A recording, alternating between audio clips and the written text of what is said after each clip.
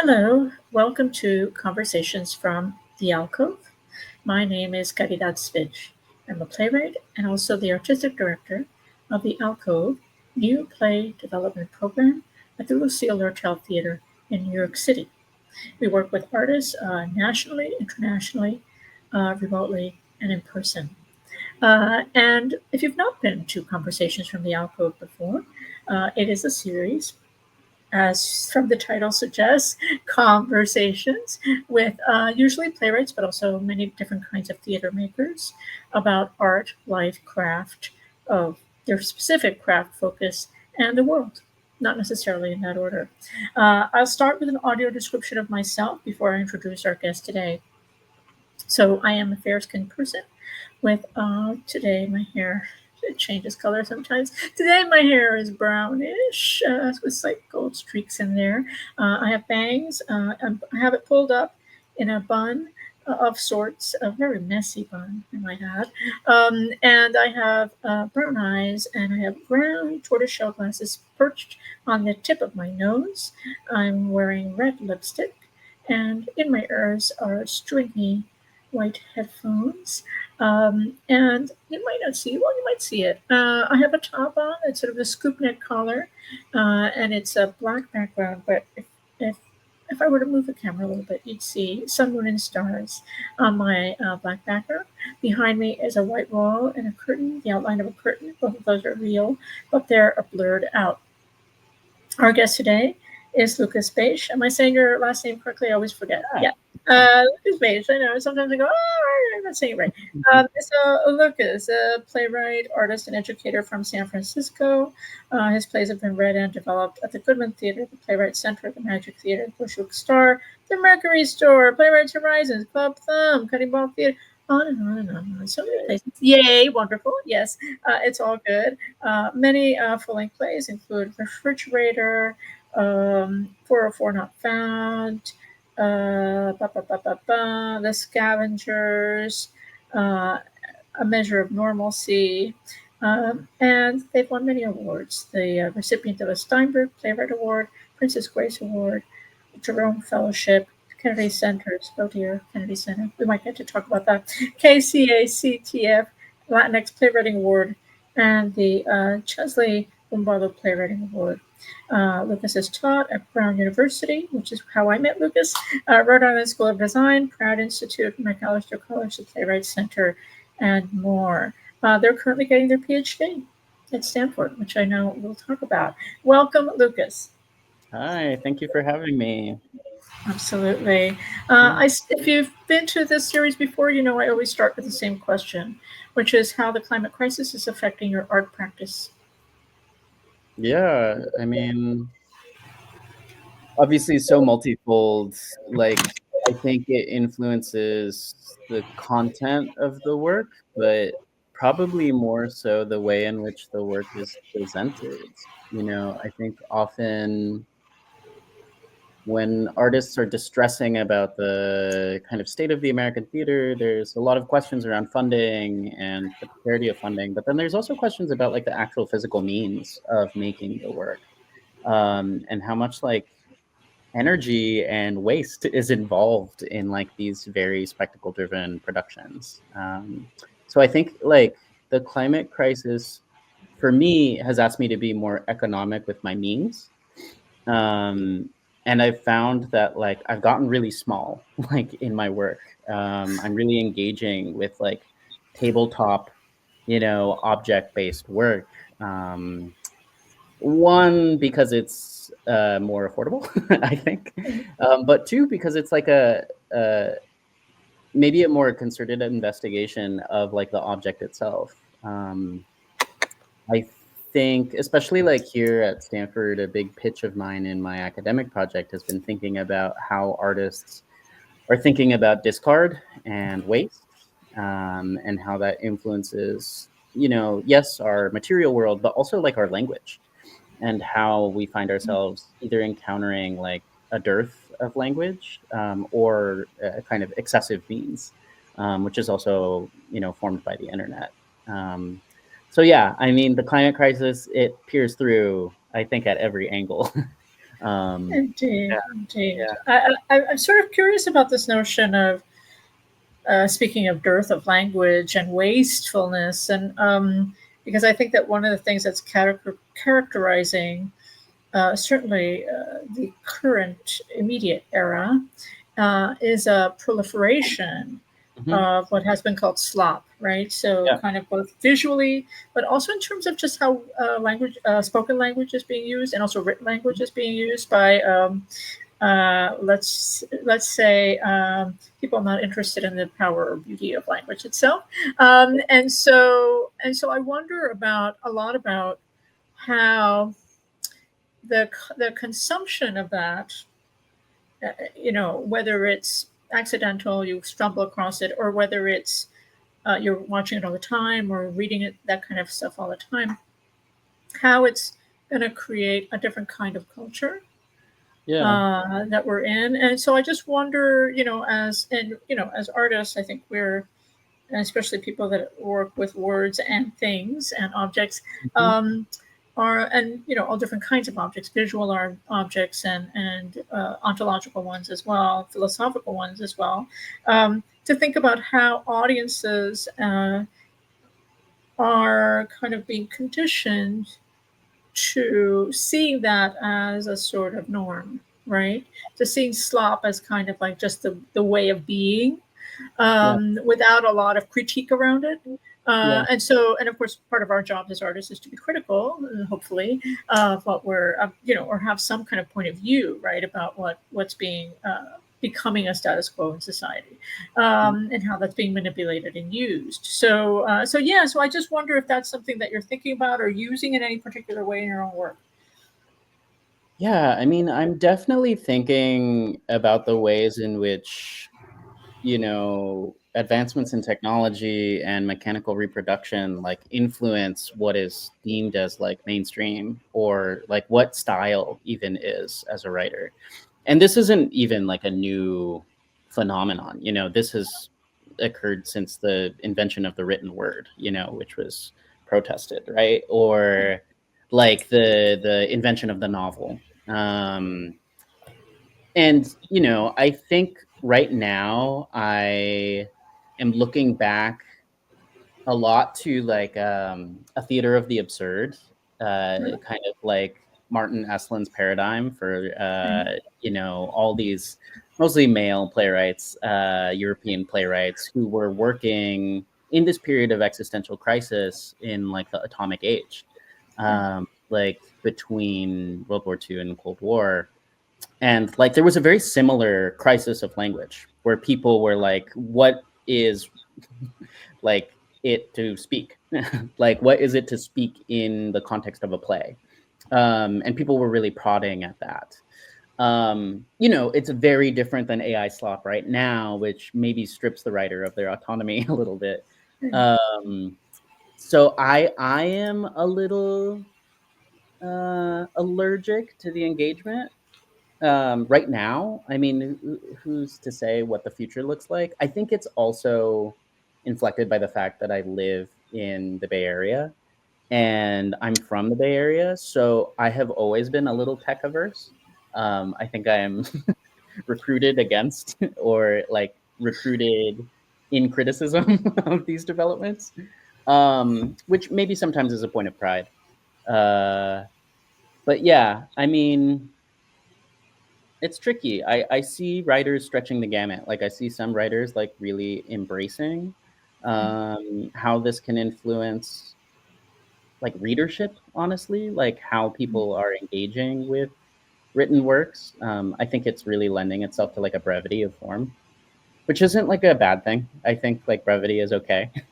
um, but the question of like what is the author, I think is totally thrown into the air right now. And who knows if we'll ever like retrieve it in a way that feels legible to us even right now. I think we just have to ride the wave and see what happens. Yeah, indeed. I was attending a conference this week at Warwick University virtually, because it's far away. It's in the UK, and one of we were on. I was on a panel. We were talking about new technologies and performance, and Mhm. And Andy Lavender, who is at Guildhall and who's has a long career of writing about new media and how that's been affected performance, mostly performance art, but also other means of performance, including theater, um, was talking about, and I found this really fascinating because I think it's maybe I'd come across it before, but he articulated it in a way that I thought, oh, right, it makes sense. So he said he identified something, what he should call Generation Alpha. And he said Generation Alpha is people born after 2010 or maybe slightly before that, and then living through between 2025 and 2025, which is the generation that experiences artistic, shall we use the word content for a second, which I really hate, but I'm going to use it for a second, in a multimodal way, right? Yeah. So you have concurrent with that timeline, you have the beginnings of Google, you have the beginnings of Netflix, Uber, other kinds of sort of portals which people access. You have this splintering of people watching things on different streaming platforms instead of in a consensual kind of like we're all watching the same show together kind of thing. We have people sort of that idea of curating your own content, whatever that means for people. The curator is the audience.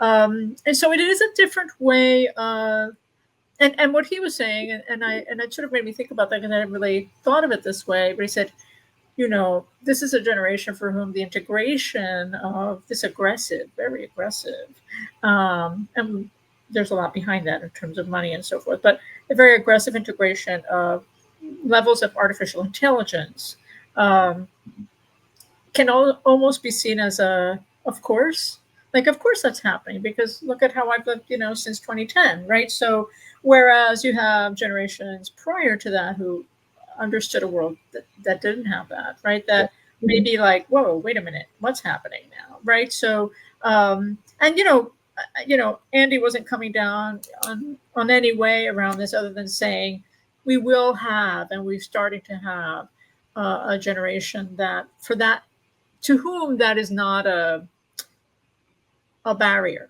Do you know what I mean? It's like, of course, it's just a part of life. And so I guess thinking about, and he was looking at like how are artists going to be not only thinking about audience, but also thinking about themselves as in that stream, right? In that stream of communication networks that have been established as the world is sort of accelerating into a kind of technocratic surveillance state, right? And has been for some time.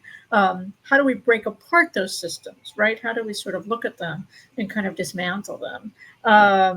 And also like expose them, to some degree, because I think when things become a norm of some kind, it's a weird default. Do you know what I mean? So I wonder if that speaks to you in any way, especially around your work around theater and installation, which is something I want to get to. Yeah, I mean, I find that there's no real use in like moralizing the development in technology. I think like it exists and it is authored by certain people, and that is worth being critical of, and it's worth being critical of like who it impacts. But the technology itself is a tool. And I think my favorite artists have always been transgressors who like digest what these tools or systems are and then use them to obfuscate, erupt, dissect, pervert. So I think like those are the people I'm most excited by, like in this kind of new world of information accessibility and kind of fragmented narrative and text, are people who are like registering these new forms and kind of working to integrate them in ways that feel like accessible. And I'm really excited, like honestly, to see how Gen Z and Gen Alpha artists kind of like grow into this. I think that will be very illuminating in the next like 5-10 years. Especially like for those in those generations who really identify with being theater artists. And like, what is it to choose to be a theater artist when you have all these means right now? Like, it feels like a really like exclamatory kind of act. And I know those people will exist. So I'm just curious why and who those people are. Yeah. Yeah, I mean, in terms of like installation, I guess like sometimes I think about my theater as installation because it kind of nimbles between disciplines. I really steadfastly like call myself a playwright. I think there's something to like holding on to the moniker of playwright, even if it means you're not abiding by like what that lives on as in the like typical like regional American theater model. Um, but that being said, like a lot of the work I make exists in like the visual arts sphere or like the academic sphere or like spheres outside of capital T theater, um, which to me just feels like a little prodding or like provocative gesture. And then when I return to theater, I think like I'm branded with the kind of catch-all of experimental playwright when often I'm like, what is that? Like, what are we talking about when we're talking about the experimental playwright? Like, that means so many different things. And I'm like, what is the experiment? Honestly.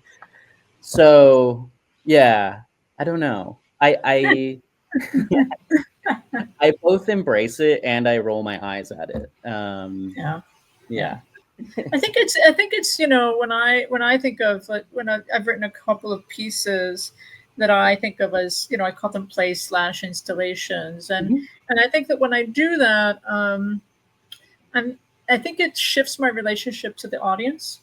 I mean, mainly that's how it affects it, and in terms of those pieces tend to be much more presentational. They tend to be more kind of structured around other kinds of similar experiences that an artist might have, like being at a museum or being in a gallery or being at where the audience relationship is we're walking through something, we're stopping to look at something, we're maybe touching something or not allowed to, like the sort of rules that have come up through those kinds of viewerships, right?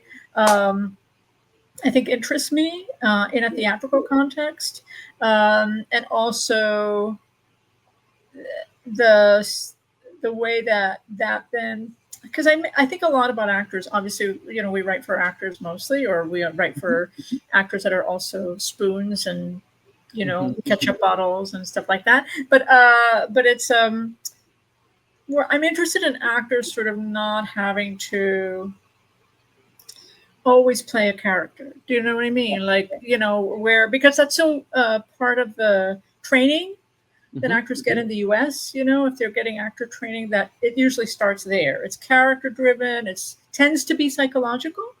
And so I'm always trying to figure out a way to disrupt that, Mhm. even in plays where it appears to be psychological. I often feel like I have to write a note saying, you may think it's this, Mhm. but hold on, read it a different way, right? Because I want to free actors from complete identification with the role.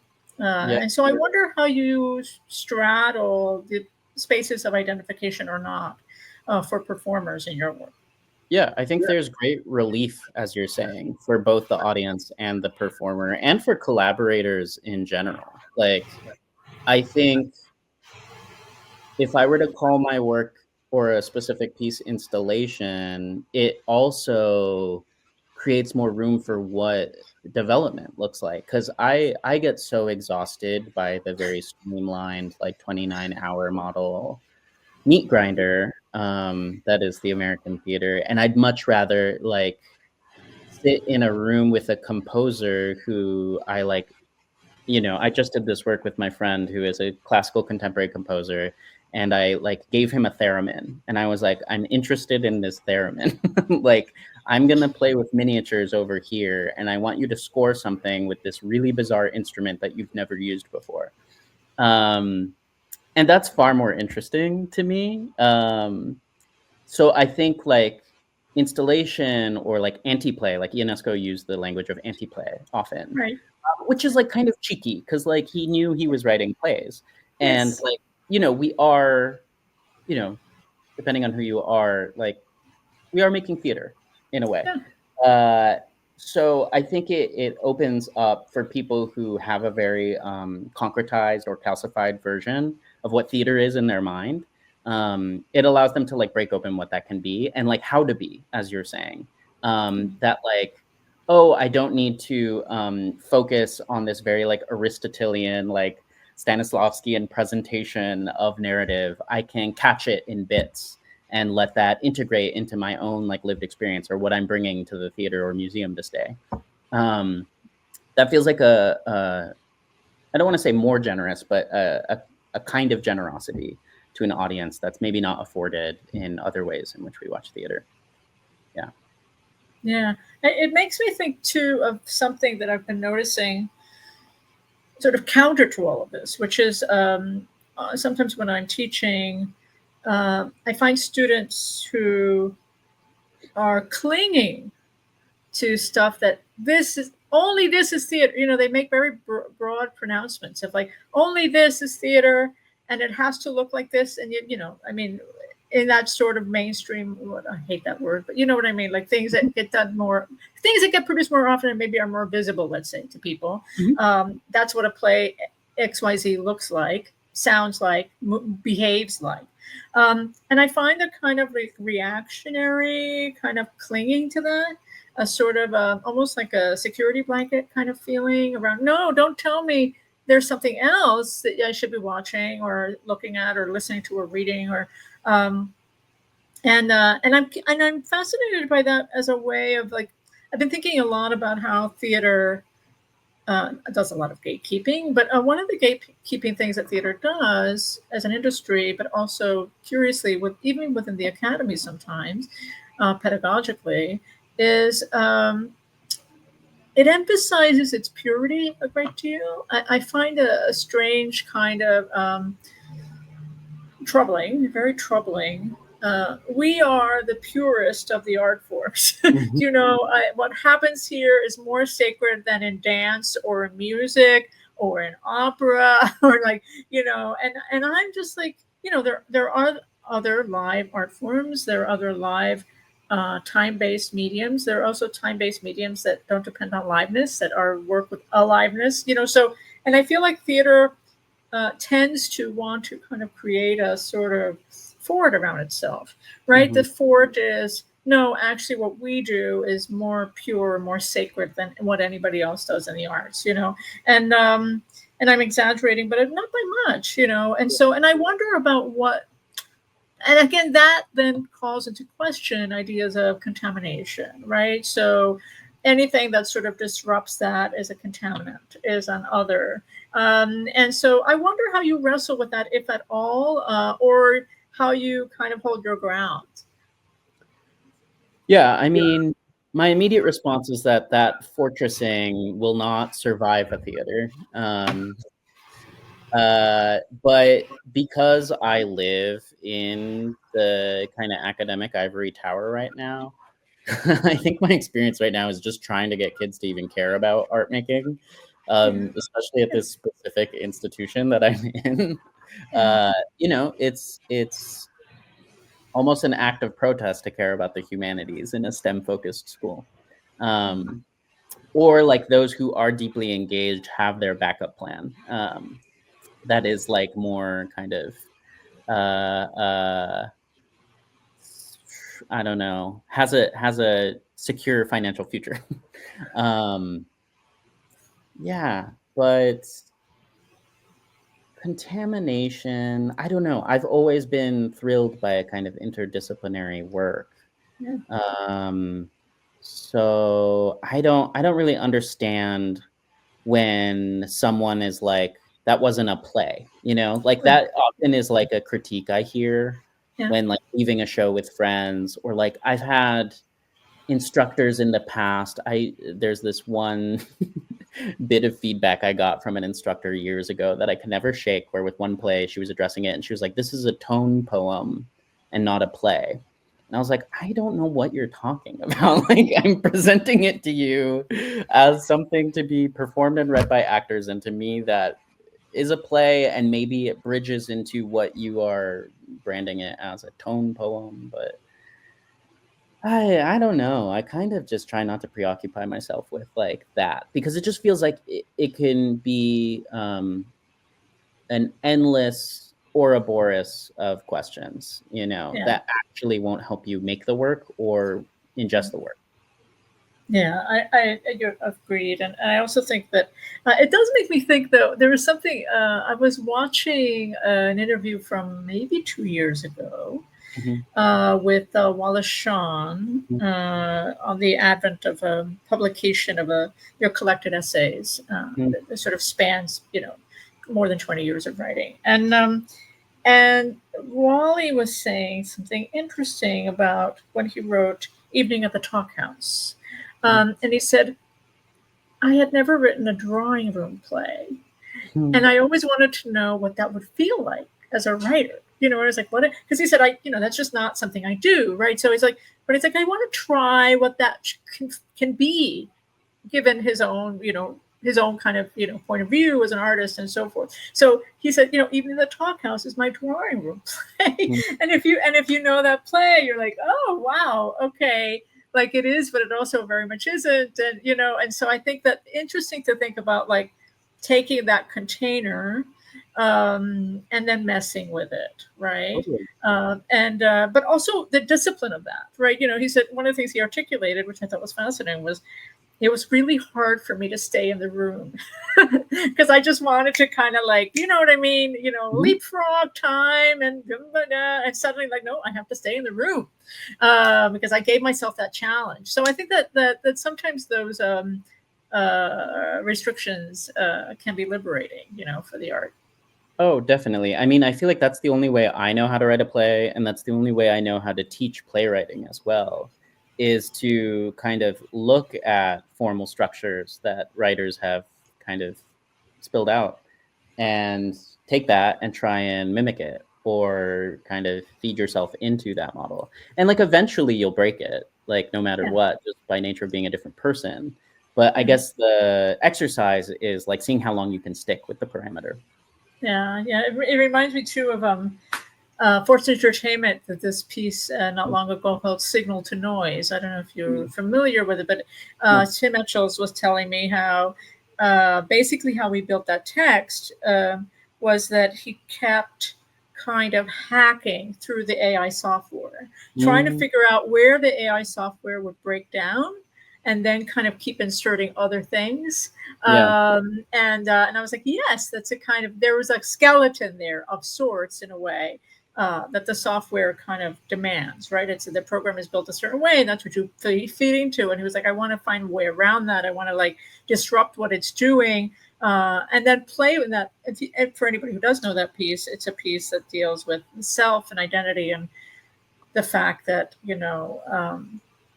in a sense, are you a machine? Is the identity coming through you through a voice that is not yours? It also deals with the idea of AI voicing, Mm, but also deals with the idea of how voice is a container for identity for a lot of people. That you listen to a voice and your identity, you immediately attach like an mm. image, a visual image to that of a person.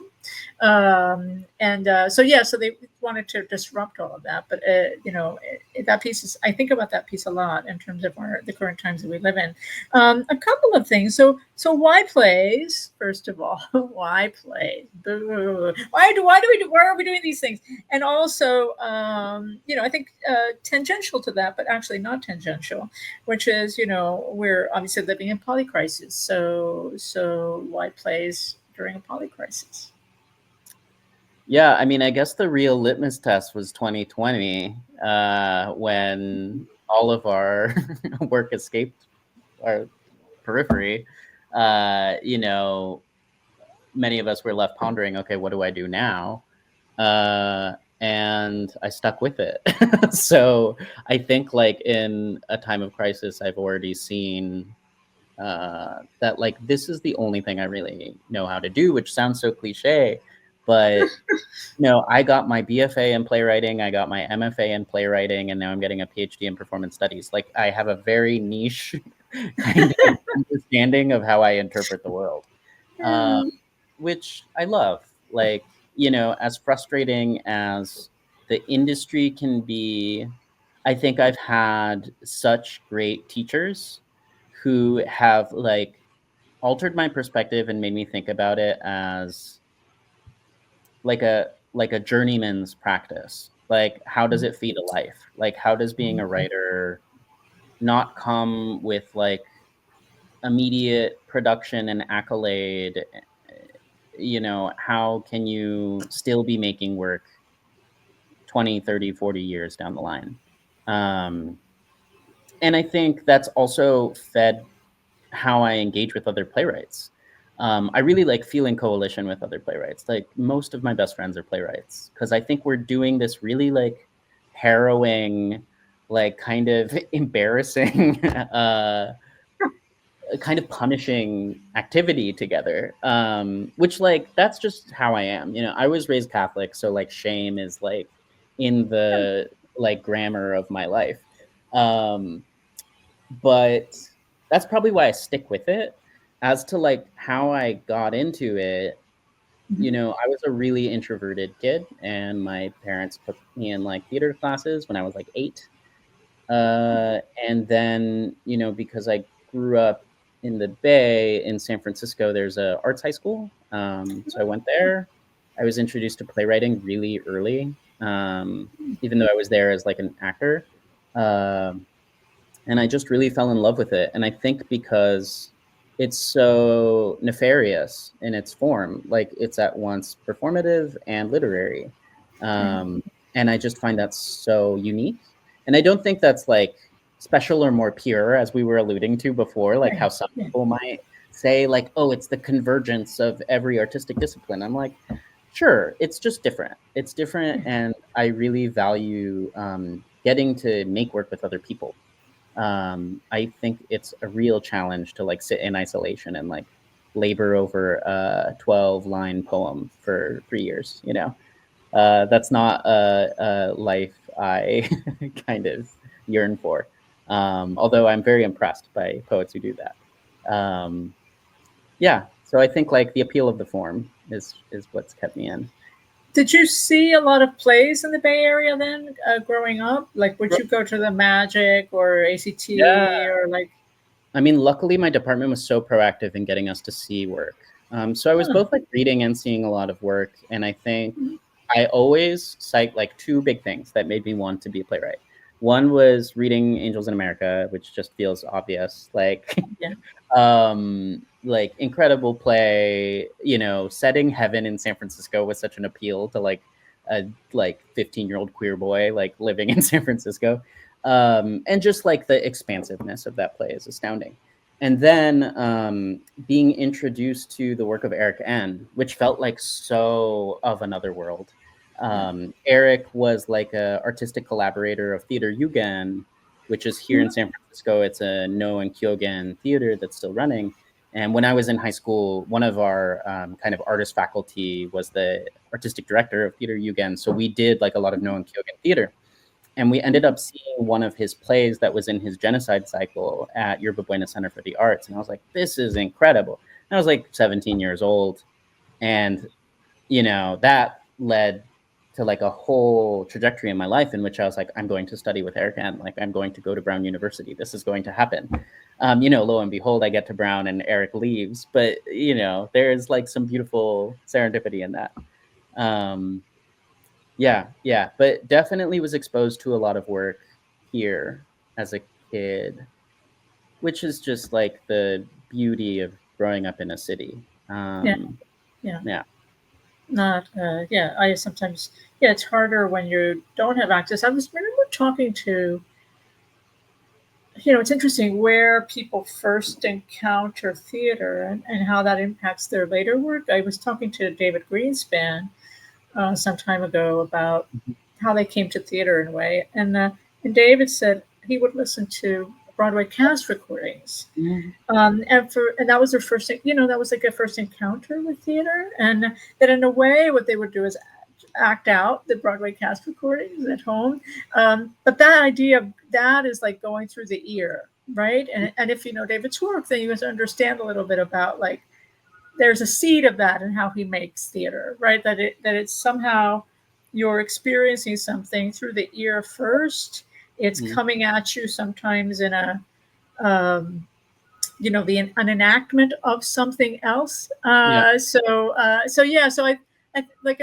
think about, like, I listened to a lot of recordings when I was a kid, also like radio drama, like that was something that I was really attracted to. There wasn't a lot of theater where I was growing up. So I came at theater through reading it, through listening to it, through, sometimes there was oh my gosh, I don't think they do this. Well, they don't do this anymore. I'm not saying I think, I know. There was a very, very limited time. I'm trying to think of the record company, actually a record company, that recorded productions, Broadway productions. And they released them. Like, you could go to the records when there was a record store and you could just buy it. So that's how I heard Ma Rainey's Black Bottom. Like, that's how I literally picked up the record of the production. It was the Broadway production recorded. And I listened to that play, and I listened to Tom Stoppard's The Real Thing. And I said, they did a whole series of this. It was a sort of a limited run. I think there was some funding attached to it that made that happen. And so I got to hear those plays in that Broadway production. And I could just hear it all the time, right? So listening to August Wilson's, listening to Ma Rainey's, listening to those rhythms and kind of like going, oh, you can do this in a play, and I had no idea what it looked like. I didn't know what that play looked like. You know what I mean? I had no idea how it was staged or like what unless I looked at photos or something. Yeah. It's just so, but I could imagine something. I wish they'd bring something like that back. Because I mean, it's akin to the idea of streaming, but it's actually a little bit different because the disembodiment aspect of it, weirdly, I think makes it the enchantment work in a different fashion. Yeah, I mean, that just reminds me of like the work I was able to sit with during 2020. When we had this like proliferation of trying to figure out what streamed theater was. Yeah. I really at a certain point could only listen to audio plays because it is what like most closely emulated my experience sitting in a theater, where I got to like meet the thing with my own imagination, right? You are constructing the visual imagery in your mind rather than watching, kind of a Zoom or StreamYard recording where you're being dictated what the visual experiences in front of you, akin to cinema. So I just find like sound also is probably the more theatrical means by which to ingest theater digitally. Yeah. And I think an underappreciated aspect of theater actually is audio drama. If you talk to people who work in audio drama, it doesn't get a lot of love. It doesn't get a lot of it's not hardly ever mentioned. It's actually a very vital form. I remember listening to Pinter and Carol Churchill plays, you know what I mean? Like early on going, wow, these amazing writers, who are they, right? I got turned on to their writing because I was listening to it as an audio piece first and didn't really know their other work. And then it led me to their other work. So you're getting a PhD. How is that affecting, who you are at this time? Like, are you asking different questions of yourself as an artist because of that, or are you just kind of like writing it out and seeing what you discover? I think it's like asking me to shed my vice grip on like the role of artist often.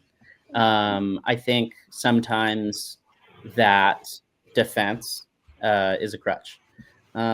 Which is good. It's good to be kind of shaken and scared because I've grown so accustomed to like what being an artist in a life of precarity has been for the past 10 years. But I will say like turning to a PhD program was really, I mean, it's multifold. It in many ways was a survival tactic because, when I was applying, and I only applied for this program because I knew I wanted to come home. I was living in New York, and I love New York. New York's an incredible place. Being a theater artist in New York is incredibly hard, as it always has been. And it just kind of felt like the right moment with my family's health and their age and where I was in my life to return to the Bay Area. So I'm only starting my second year this year, so I'm still very early in the program. And I think I was sustaining myself through adjunct teaching throughout the pandemic, which I love. I love teaching, but adjuncting, again, is like a punishing structure. And tenure, like the tenure model, is not perfect by any means. But it is a way to have more security as an artist.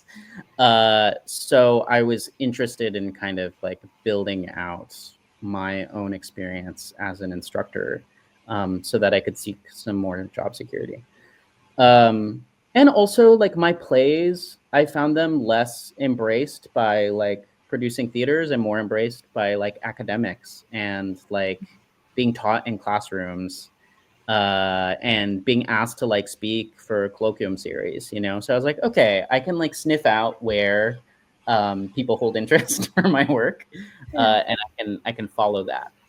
But yeah, it's totally changing my writing. I mean, it's asking me to be a little more compartmentalized in my life because I have so many things going on all the time that feel incredibly different in their intention. You know, like I have academic research that I actually want to hold kind of far away from my artistic work as a way to protect it a little bit. But I mean, it's absolutely hard for them not to influence one another. I mean, I think that's human. You know, I'm one person. But yeah, I mean, I'm so grateful. Like it's such a lucky position to be able to like really just wrestle with writing, and art making, and try and find like real like cultural historical value in these things. Academia itself is a completely different language. I think like I had real imposter syndrome when I got here a year ago. Like I was like, I'm a pretty smart person, I can do this. But then I got in these rooms with these people who've been studying like really dense theory for like half their lives. And I'm just like, what are we talking about? But I think that's really important too, because then it reminds me, oh, okay, there's a degree of accessibility that's really important here. And I want to remember an audience of my writing that is not just other academics, you know? Because even before I came here, I loved reading theory because it made me like make sense of my own work and my own life. And I wasn't necessarily a capital A academic. So I would love to like sustain that kind of relationship to a reading audience. Yeah. You're not working, I mean, are you far away from even deciding what your dissertation is going to be, or is that something you have in your back pocket somewhere? You know, I think most people when they're applying like pitch a project and like try and identify like professors you want to work with, and you know, with the understanding that that will change over the course of your time. So right now, like my time at Stanford is really exploratory. It's like take different classes in different areas to try and identify like what's the content you're interested in and what are like the critical methodological like lenses that you're interested in. And it's great. I mean, I'm doing work that really has surprised me. You know, like I'm reading a lot of Poe right now. Did not expect to do that. What? Thinking about him in performance because he wrote one play that he never finished, which was an adaptation of a life event. And I'm holding that against his short stories, which, you know, there's one called The Imp of the Perverse. And this imp is kind of a recurring figure. And he was labeled a pervert in his lifetime. So I'm trying to think of like adaptation as a kind of perversion, and trying to think about that in alignment with these conversations about mechanical reproduction that we were having earlier. Like, what is this doing to our kind of moral spectrum? Yeah. And, you know, I just went to Chile for a month. I was living in Santiago for a month, like just seeing performance, which I never thought I'd be able to do. And it was incredible. Have you been there? Have you been to Santiago? I have, and I had my play, The House of the Spirits, was performed there for 5 years. So I did the whole Santiago thing, and then the play toured and like all that stuff. But I loved it. I loved Santiago. I thought the theater there was amazing. And the actors are so good, and like it was really, really inspiring to be there. Yeah. So inspiring and so affordable. I was seeing shows for like $5 USD, and I was asking people, like, why is this the case? and they were like, I think we just have a stronger cultural affinity for like live performance. And I was like, wow, we could really learn from that. We could learn a lot, I think. Yeah. About when theater's always saying, "Where's the audience?" And like, well, if you make it affordable, maybe they'll show up. Yeah. I don't know. Like maybe it's worth trying that instead of. I read some article. Oh, was it last week or the week before? But where it was trying to sell it was sort of selling the idea like that $500 for a ticket was like okay. You know what I mean? And I was like, what are you talking about? Like, no, that's not cool. I have never paid your ticket. No. Never ever. No. And I agree. So a couple of things. So you touched a little bit on favorite plays, but it's a question I always ask. And are there any other favorite plays you want to mention? There was a little bit of Ionesco coming through your conversation. There was Tony Kushner. Yeah. What are your favorites? Or maybe those favorites have changed. Yeah. I mean, constantly changing, but like there's definitely like a set group, especially like as teacher, like there's definitely like the plays that I'm like, I have to show my students these plays. So The Maids by Jean Genet, always teach that play. Incredible play. Love that play. Is God Is by Alicia Harris. Beautiful adventures in language, beautiful intermixing of genre. I think Alicia's incredible. That play is also being turned into a movie, I think. I think it is. Yeah. So very excited by that. Tom and Eliza by Celine Song, which I feel like is not one of her plays that is most often cited, but I think it's my favorite of her plays. It's a two-hander just about like the trajectory of a couple's life together. Right. And she is just so economic with it. And she has this one front matter stage direction that's just like, this play is to be done in one breath. And you just breeze through it. It's such a great two-hander. An Oak Tree by Tim Crouch. Incredible use of instruction. I mean, there's so many. Caught by Chris Chen. Love Chris Chen. Chris Chen's plays are definitely inspiring, especially as someone who's from San Francisco and works both locally and nationally. And then like outside of teaching, they're like the plays that like the landmark memories I have of like, oh, that is like the most beautiful moment I've ever seen in American theater. Or not American theater. I mean, I worked at the MCA in Chicago for many years before I went to grad school, which like they used to have this program called MCA Stage. Rest in peace, does not exist anymore because Peter Taub and Yolanda Sestak-Kursach, who were curators, ran it for many years. And they brought so much international work to Chicago, which like Chicago otherwise is a pretty like American realist actor focused. Totally. Meat and potatoes. That's Chicago, right? Yeah. Which is great. Like, I feel like I was exposed to like great psychological realism, but I was also yearning for other work. So I ended up being able to see like Mariano Pensotti, who's from Argentina, Toshiki Okada from Japan, like Lola Arias, like all this incredible international work. Very formative during my time in Chicago. And then I think of like, there's this one show I saw at Humana a couple years ago. Also rest in peace.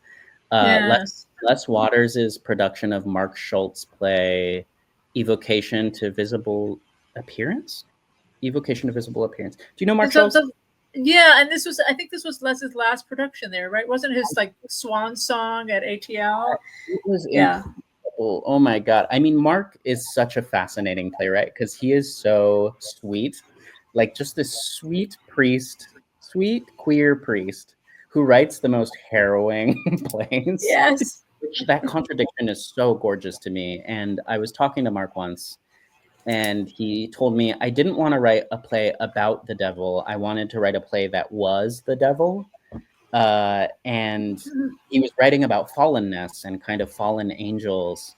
And there's this sequence at the end of the play where it kind of explodes into this giant rock opera. And all of the lighting instruments from the grid just start falling and crashing into the ground. And it was incredible. I was like, we're in Louisville, Kentucky right now. This is insane. Yeah, so I think about that play often. And the staging of it, right? And the staging of it. We're all Yeah, we're almost at time, but I would be remiss to not ask, what are you dreaming about or on these days in terms of your writing? If there's stuff that you want to share about that. Yeah, I mean, it's so all over the place. I feel like I have my hands in so many fires right now. I mean, there's my academic writing on like Poe and like trash and South American theater. That's one world.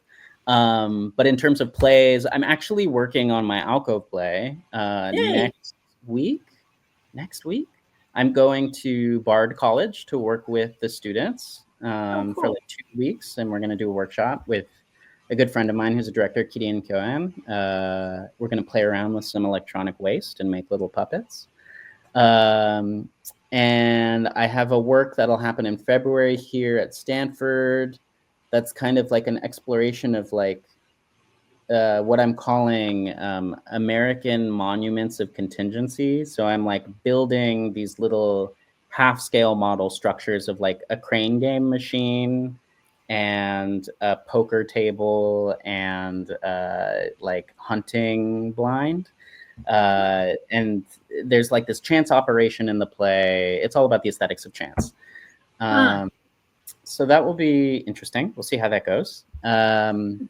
And yeah, I'm working with the Magic Theater here to try and do one of my plays either in 2027 or 2028. We'll see how that goes. That space is so beautiful. I don't yeah, know if yeah, you've ever been to the Fort Mason space, and like so yeah. historic. Yeah, so really just trying to like reintegrate into the Bay Area with like brief visits back east every so often. But yeah, it's a full life right now, I would It's a say. full life. That's Yeah, lovely to hear. Well, thank you so much for your time today and of course. for letting us know a little bit about your work, and hopefully that will make people interested in what you're doing. That's part of the goal of the conversations is follow these artists, see what they're up to. They might surprise you. I hope they do. If you have followed the series before, you know that what I usually do is say so long to you out there, but then I stay offline with our artists for another kind of so long with them privately. So for now, thanks for coming to Conversations from the Alcove or listening to it, however you're experiencing this. Look for more episodes. Go to back episodes. There's lots of incredible sort of dialogues that have occurred in the last 2 years alone. So more to come, as they say. And for now, see you soon.